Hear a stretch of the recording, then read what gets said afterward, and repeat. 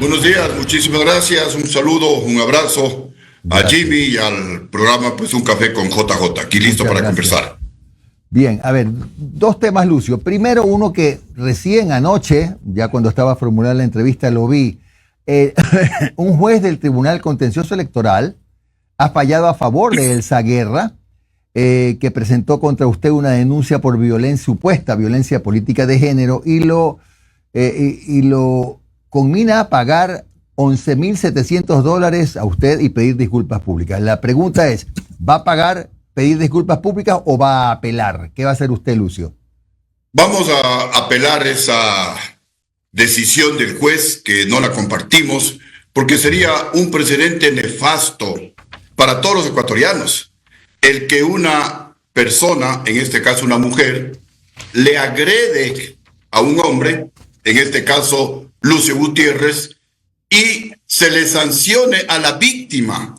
Esto no tiene precedentes, creo que en la historia del mundo, hablando de jurisprudencia y hablando de respeto a la ley, a la justicia, porque la que agredió, como le costó a todo el país, fue justamente la señora Elsa Guerra. Ella me insultó, ella me dijo que yo soy un experto en fugar por los techos, que he metido las manos en la justicia y que tengo manejos dolosos de fondos públicos. Me estaba diciendo que soy un ladrón, porque ¿quiénes son los que fugan por los techos? Son los delincuentes, no es la gente normal.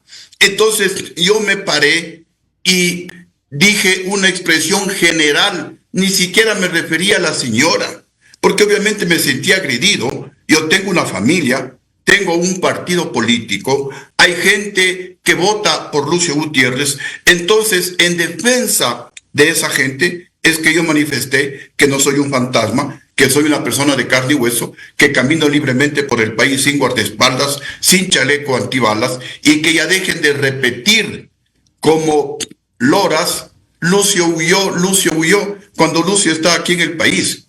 En ninguna parte le estoy agrediendo a la señora. De alguna manera trato de aclarar esas mentiras, de esas calumnias, esa agresión de la señora. Entonces, de aquí en adelante, ninguna persona, hombre o mujer, va a poder responder cuando le agredan. ¿Qué tal si a usted, amigo que me está escuchando, alguna persona, una mujer, en este caso, le insulta? Usted tiene que quedarse callado, no puede ser. Usted tiene que aclararle, sin necesidad de agredirle, sin necesidad de violentarle a esa persona, en este caso pues a una mujer. Realmente es terrible lo que ha sucedido en el Tribunal Contencioso Electoral, pero en todo caso pues vamos a apelar esa decisión y esperemos que haya cordura en el resto de los integrantes del Tribunal Contencioso Electoral, para que no quede, repito, un antecedente nefasto. Si hablamos de equilibrio, si hablamos de igualdad con las mujeres, y si estamos en una participación política, con mucha mayor razón, si te metiste a político, tienes que de alguna manera pues aguantar, no vas a estar insultando, en el caso de la señora Elsa Guerra, y que la otra persona, Lucio Gutiérrez, se quede calladito y aplauda y diga, sí, tiene toda la razón, yo huyo por los techos, soy un experto. Es decir, aceptar que soy un delincuente, eso no lo podía hacer. Ok, Lucio, entonces de lo que usted está diciéndonos hoy día, lo único que hizo fue manifestar en términos generales, el repetir como loras, posiblemente esa fue la razón, suponemos, en la que se sustentó la denuncia. Va a apelar, ese es un tema. El segundo tema, Lucio, usted ha planteado la descorreización en el gobierno. Le pregunto, ¿cómo se plantea eso tantos años después? ¿Ya han pasado? ¿Cuántos años han pasado? Desde 8 años, yo que sé cuántos. Y sí, desde 2017, ¿no? Ajá, 3 y como 8 años exactamente. Claro, pero ¿usted cree que todavía hay que preocuparse de eso?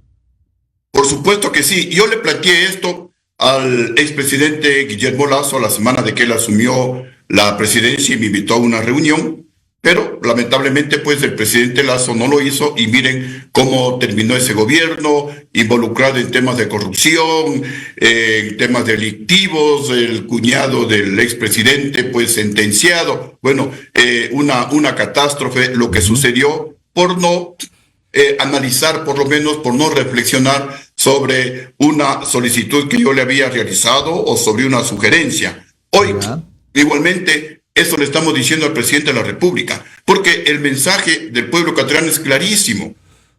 El anticorreísmo en el Ecuador es superior al correísmo. ¿Y por qué? Primero, pues es cierto que en la mayoría de gobiernos, o casi en todos los gobiernos, hay casos de corrupción, 1, 2, 3 casos de corrupción flagrantes, en donde ministros han estado presos o prófugos de la justicia. Pero en el caso del correísmo es al revés. Casi no hay un caso, prácticamente no hay una obra pública que no sea cuestionada. Para ya, comenzar, Lucio, porque tenemos que hablar de ellos. Lucio, perdón la interrupción, para andar un poco más rápido y sacarle más partido al tema, a los temas, pero esa identificación que usted le pide al presidente Noboa, ¿no? Y de la descorreización, etcétera.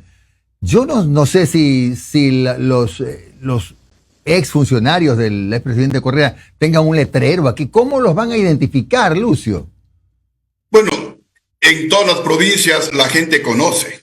La gente llama, la gente menciona y dice, fulanito de tal, que es director, no sé, de educación o que es director provincial de agricultura, es correísta.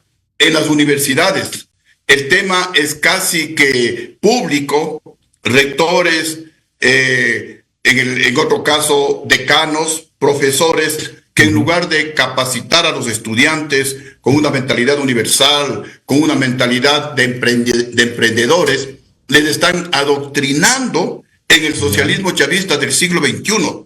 Y si esta sería una ideología o una propuesta o una tesis que haría bien a los países, hasta nosotros aplaudiríamos.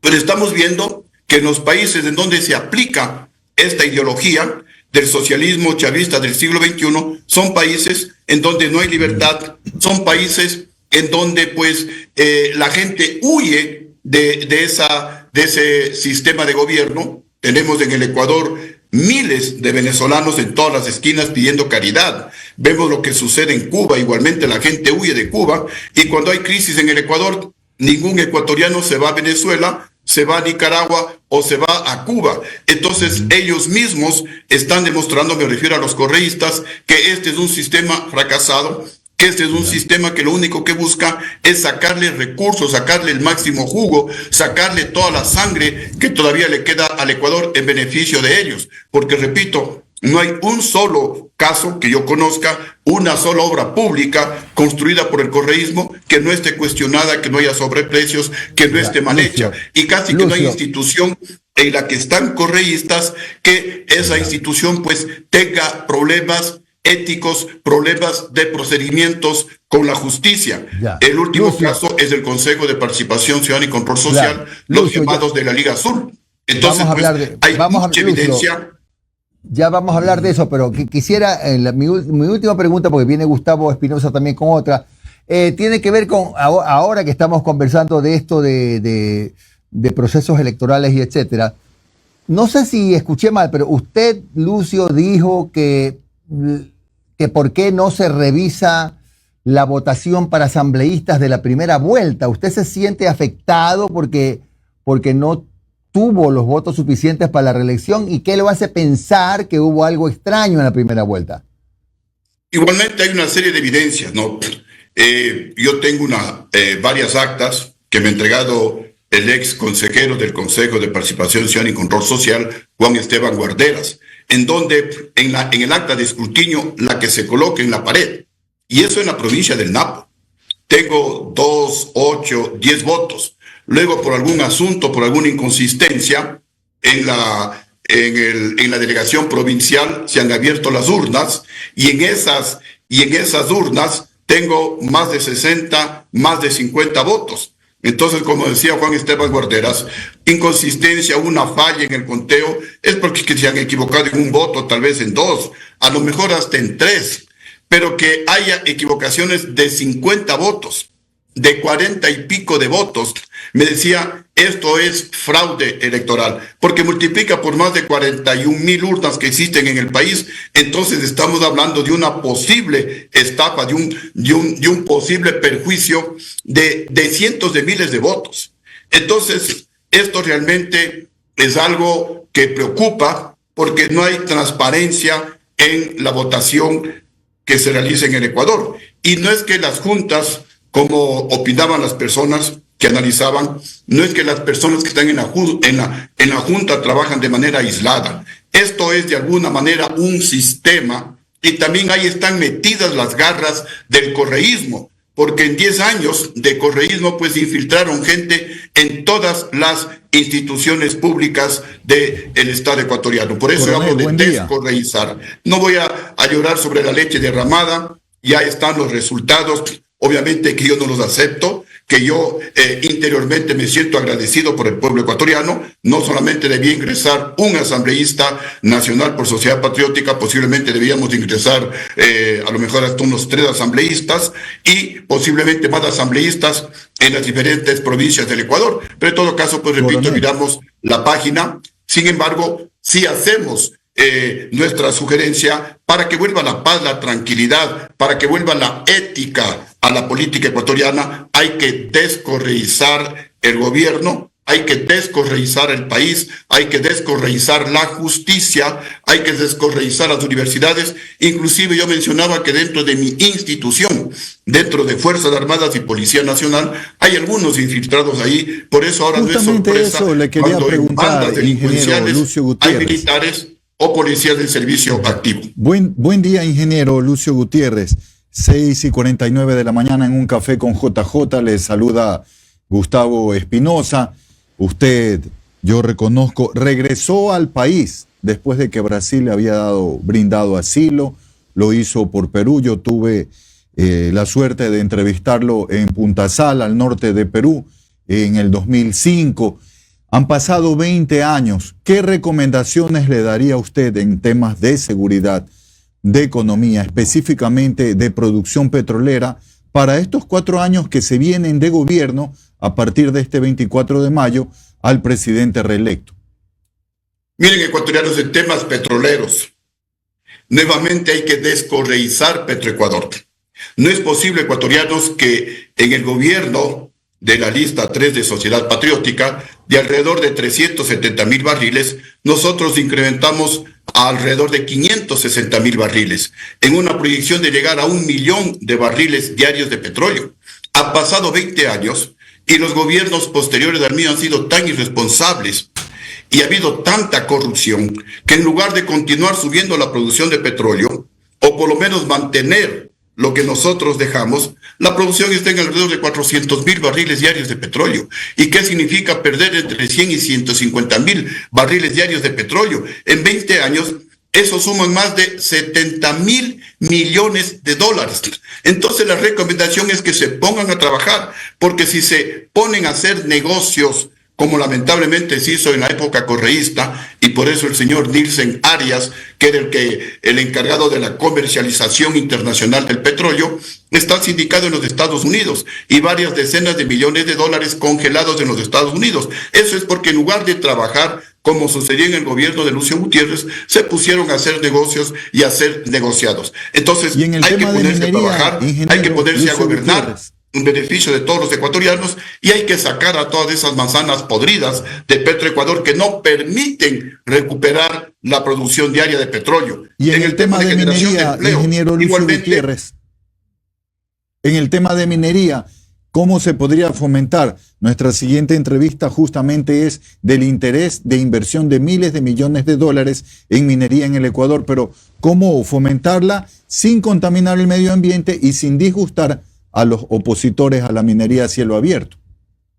Bueno, hay que cumplir con la ley aprobada en la actualidad mientras no se la cambie. Se tiene que hacer encuestas, se tiene que preguntar a las comunidades, especialmente aquellas que podían ser afectadas, porque el agua que pasa por esas comunidades se podría contaminar. Realizar controles igualmente permanentes para evitar esa contaminación del medio ambiente, especialmente del agua, que es un tema vital. Sin agua, las comunidades ni nadie podemos vivir. Y en el corto tiempo, si se contaminan las aguas, también va a afectar a las grandes ciudades. Entonces, por un lado, la minería tiene que ser explotada de manera racional, tiene que ser explotada, ocasionando el mínimo daño ambiental, y se deben destinar recursos para la remediación ambiental y también para remediar a los habitantes de ese sector que en muchas ocasiones son afectados. Pero ¿qué es lo que pasa? ¿Por qué la gente reclama? Por ejemplo, en la provincia de Zamora, mencionaban que para comenzar, los principales vacunadores son de la agencia del gobierno encargada de realizar la regularización de la minería.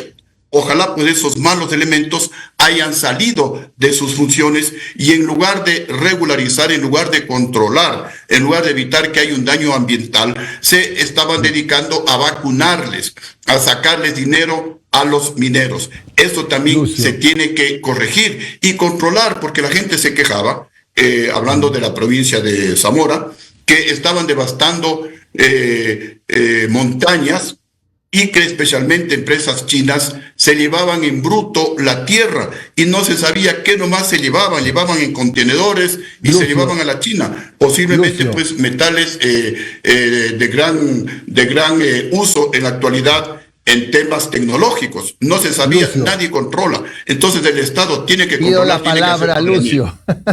Pido la palabra, Lucio. Se nos acabó el tiempo, estimado amigo. Un abrazo, Lucio. Siempre habrá tiempo, disculpa la redundancia, de seguir conversando. Abrazo al ingeniero Lucio Gutiérrez.